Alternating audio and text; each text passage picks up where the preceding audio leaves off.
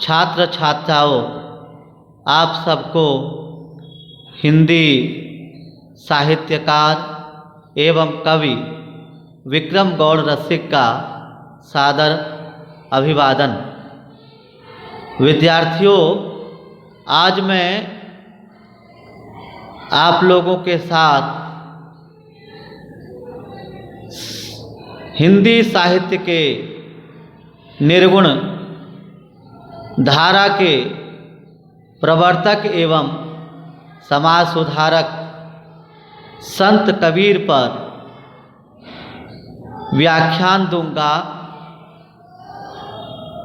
जिसमें अनेक बातें ऐसे आएंगी आपको लाभदायक लगेंगी, जिससे कि समग्र विश्व लाभान्वित होगा। समग्र विश्व के छात्र और छात्राएं मेरे व्याख्यान से लाभान्वित होंगे। संत कबीर कोई साधारण पुरुष नहीं थे। संत कबीर एक ऐसे पुरुष थे जो अद्वितीय शक्ति के सागर थे, अद्वितीय शक्ति की मूर्ति थे, जिन्होंने समाज में ऐसी बात कही जो समाज को स्वीकारना पड़ा,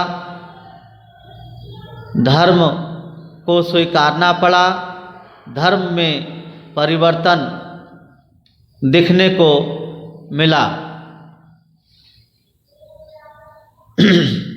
विद्यार्थियों, कबीर के बारे में अनेक धारणाएं हैं और कबीर संतों और फकीरों के बीच रहने वाले व्यक्तित्व थे। संत कबीर का जन्म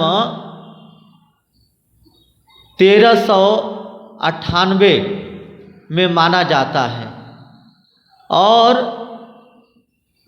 1398 के से 1518 तक इनका कालक्रम चलता है। 1518 में इनकी मृत्यु हो गई। कहते हैं कि इनका जन्म बनारस के पास लहरतारा नामक गांव है, वहाँ उनका जन्म हुआ। और कई विद्वानों की मान्यता है कि एक ऐसा बालक जो तालाब के किनारे रोता हुआ एक दंपत्ति को मिला, जो काशी के ही रहने वाले जुलाहे थे, जिसका नाम था नीरू और नीमा। ये दोनों पति पत्नी को यह बच्चा मिला और इन्होंने इस बच्चे का नाम कबीर रखा, क्योंकि वो मुस्लिम वर्ग के थे, जुलाहे वर्ग के थे, तो इन्होंने उसका नाम कबीर रखा। और कबीर का अर्थ होता है श्रेष्ठ। कबीर का अर्थ होता है श्रेष्ठ। श्रेष्ठत्व प्राप्त करने वाला व्यक्ति था। कबीर शुरू से ही घर गृहस्थी छोड़ करके और भगवत भजन में लग गए। कहते हैं कि कबीर अनेक जगहों पर गए, उन्होंने हर जगह ईश्वर को खोजने की कोशिश की, ढूंढने की कोशिश की, लेकिन ईश्वर न जंगल में मिलता है, न जो है कहीं पत्थर में मिलता है। ईश्वर की प्राप्ति तो अपने हृदय में ही होती है। कबीर की औपचारिक शिक्षा किसी प्रकार की नहीं थी।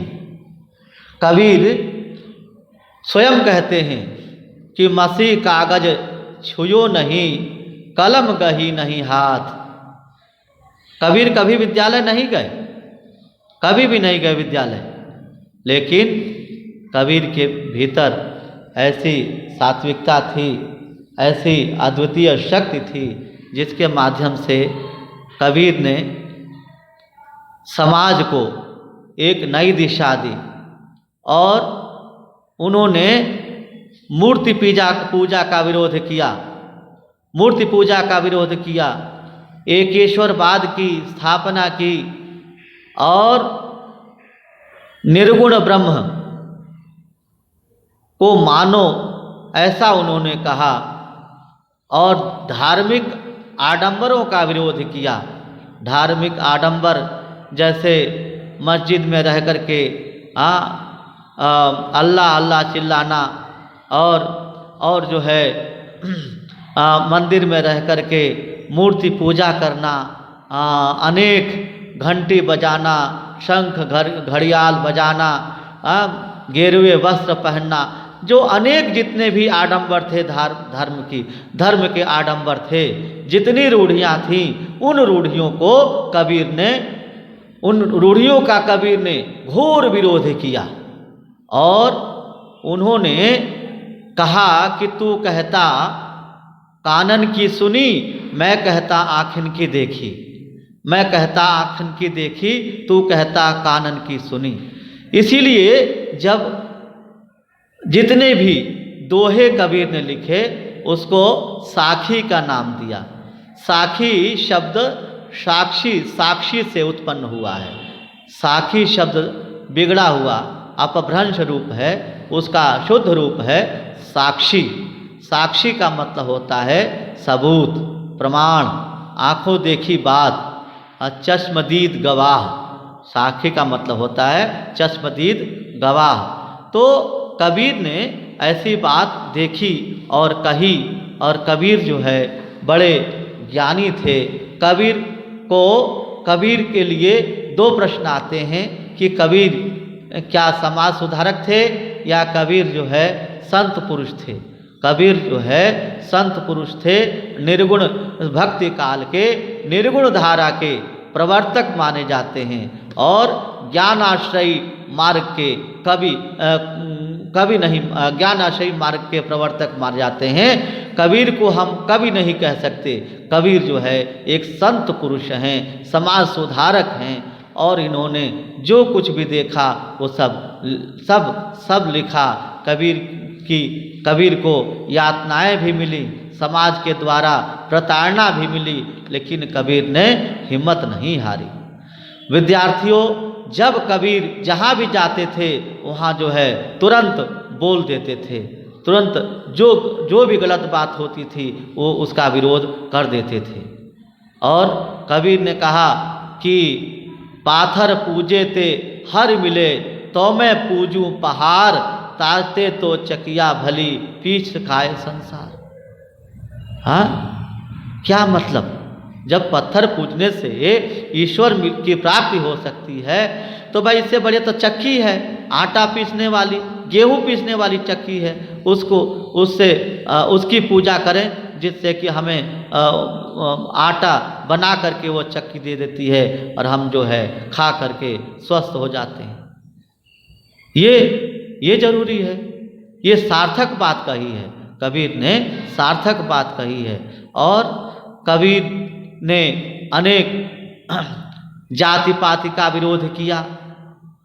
जो समाज में उठने वाली जो कुरीतियाँ हैं, सती प्रथा है और अनेक जो है कुरीतियाँ हैं, उनका विरोध किया कबीर ने। जाति पाति पूछे नहीं कोई, जो हरि भजै सो हरि का होई। कबीर ने ऐसी बात कही और कबीर को कोई रोकने वाला नहीं था। कबीर जो है त्रिकालदर्शी थे, कबीर ब्रह्मज्ञानी थे। कबीर ने ब्रह्म को जान लिया था। तभी ने कहा कि तभी कबीर कहते कि मोकू कहाँ ढूंढे बंदे, मैं तो तेरे पास में, ना मैं देवल ना मैं मस्जिद ना काबे कैलाश में, हमो को कहा खोजी होए तो तुरते मिली हो, पल भर की तलाश में, मोको कहाँ ढूंढे बंदे, मैं तो तेरे पास में। और इस बात की पुष्टि के लिए नानक कहते हैं काहेरी बन खोजहु जाई। हाँ, इस बात की पुष्टि के लिए तुलसी कहते हैं कि हरि अनंत हरि कथा अनंता, कहाहि सुनाई बहु विधि श्रुति संता। हरि व्यापक सर्वत्र समाना, प्रेम सो प्रगट होई मैं जाना। ईश्वर जो है सर्व जगह व्यापी सर्वव्यापी है। ईश्वर सर्वव्यापी वर्तते। हाँ, कणे कणे वो वर्तते। ईश्वर जो है सब जगह व्याप्त है और ईश्वर की प्राप्ति तुरंत प्राप्ति हो सकती है। इसीलिए कबीर कहते हैं माला फेरने का विरोध करते हैं। माला फिरत जुग भया, फिरा न मन का फेर, कर का मन का डार दे, मन का फेर। भैया माला मत फेरो, मन की माला फेरो। मन की मुंह से नहीं, मत ना जप करके मन से जाप करिए, ईश्वर की प्राप्ति हो सकती है। कबीर ने अनेक ग्रंथ लिखे, अनेक ग्रंथों की रचना की। आप बोलते गए, उनके शिष्यों ने लिखा। उनको तो लिखना नहीं आता, पर जो उनके अनुयायी थे, उनके शिष्य थे, उन्होंने लिखा। उन्होंने सब कुछ लिखा और उन्होंने जो कुछ भी लिखा, साखियाँ लिखी। कबीर ग्रंथावली है, बीजक है, कबीर वाणी है, शबद है, रामायणी है। कबीर ने लिखे शबद, रामायणी और जो है साखियाँ, ये सब लिखे। और उलटबासियाँ भी लिखी कबीर ने। उलटबासियाँ में जो कुछ भी कबीर ने देखा और उसकी जो है उल्टी वाणी में बात कही।